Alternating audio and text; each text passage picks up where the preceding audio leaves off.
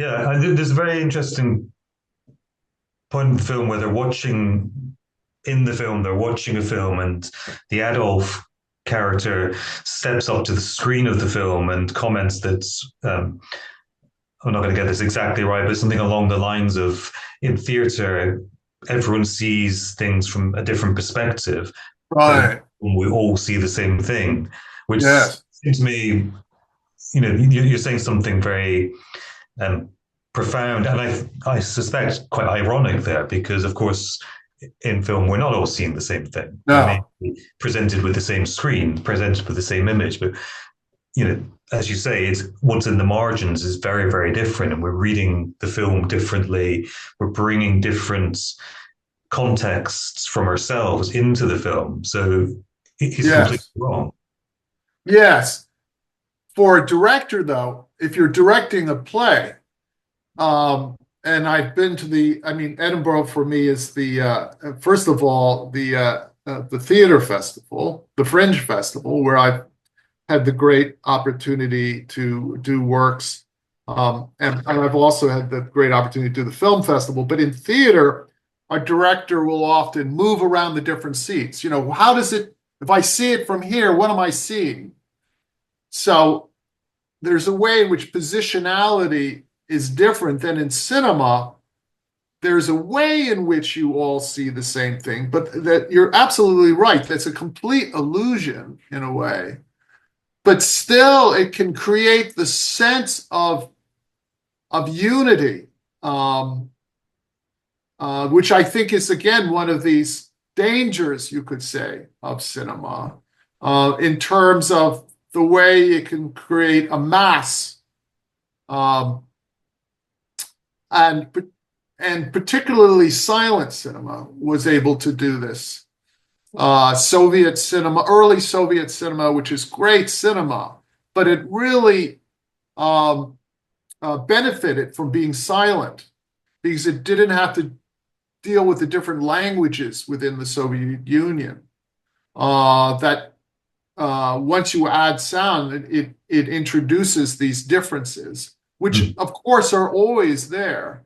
And to me, it was, if you think of the way that Hitler is associated with opera, um, but it's really film and these film cultures of the Soviet Union, of Germany, and of the Americans that will be a huge part of the Second World War and the period afterwards, and even the beginnings of the new wave when American cinema, which has not been allowed into France, returns.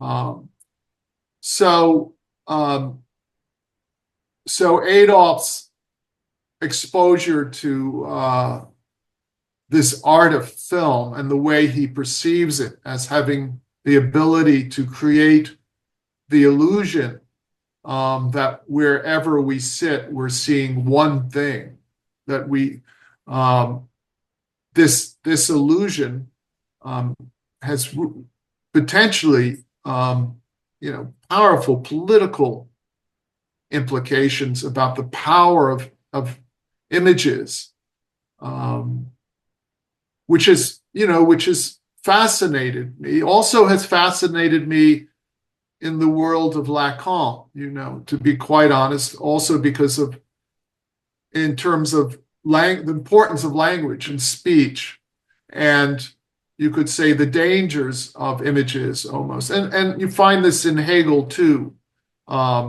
picture thinking.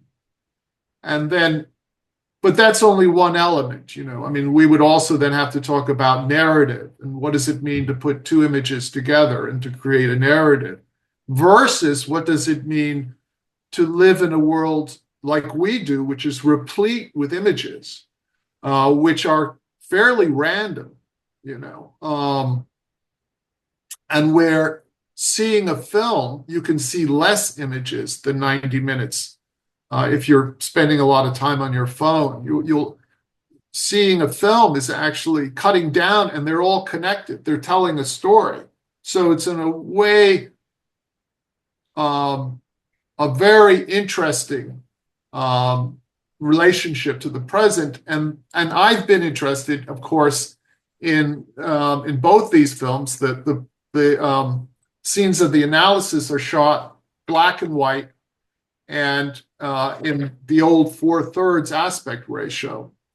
And Freud or psychoanalysis and cinema have the same birthday. They're both inventions of the end of the 19th century. When I was first working on this, I became obsessed with when someone came to Freud's home to do a session. His office was in his home.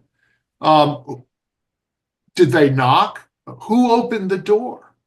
So, and I did research. I contacted, I think, the Freud Museum in London through a colleague, and then also, and what I finally came to realize was, one time it was this way. Well, it wasn't like this kind of obsessive, what we now think of, or that I was thinking, there must have been that's so American of me. The traces of a certain kind of ego psychology, you could say. So I became, the thing I've also been so interested in the way that they're inventions. And so and I think the work by what Alain does, again, I love the analytical scenes. It does play a smaller role in Adieu Lacan. The scenes outside of analysis are in color, but it's mostly the analysis. So it's mainly a black and white film. I think there's probably 2 minutes of color. In this one, we're outside of any kind of analysis, a large part of the time, most of the time. Yeah, so the color also, the amount of time we're in color increases as well. Yeah. Just thinking back to some of what you're saying there, but also that moment where Adolf says we all see the same thing. It seems to speak to kind of a universal as well. And you're saying that that's the danger or the power in cinema, that's particularly science cinema, because it dispenses with language and is available to everyone. And there does seem to be that kind of interesting tension in the film between universalism and a particularism, with the character very much threatened by this encroachment of the Greek, the philosophical, the rational.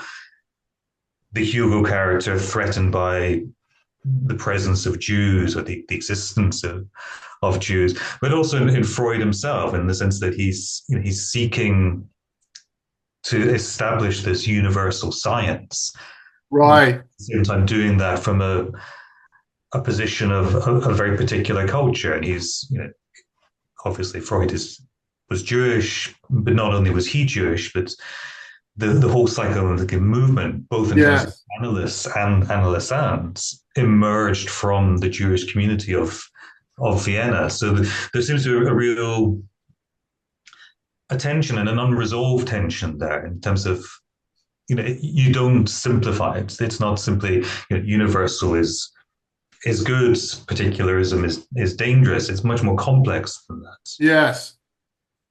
Yes. And there's, of course, also the figure, the other psychoanalyst that appears in the film is Jung, who's kind of the antagonist to Freud very much, who had, of course, once been the heir apparent. And this kind of period just before the First World War is this moment of this fracture on all kinds of these friendships, on these relationships, at the same time as there's this huge catastrophic fracturing. But there's this impulse towards that comes up in a number of ways. I think the tension around nationalism is a kind of liberation, a force of liberation, and on the other hand, and the universal is a kind of imperialism, and on the other hand, the universal as something that is involved with this idea of emancipation, which is important for Freud. It was important for Benjamin, a kind of heterodox model of emancipation. And how do you reconcile that? And the importance within that of these specific identities, particularly for Freud, and his relation to his own Jewishness to Judaism, which was very important to Alain. The first time I met Alain, he was giving a talk on Greek thinking versus Jewish thinking, and the Greek as being all about the eye. I mean, in ancient Greek, you have all these metaphors about knowledge that are based in verbs of seeing. And then in Judaism, the idea of listening, the voice of God, God speaks and you listen, and how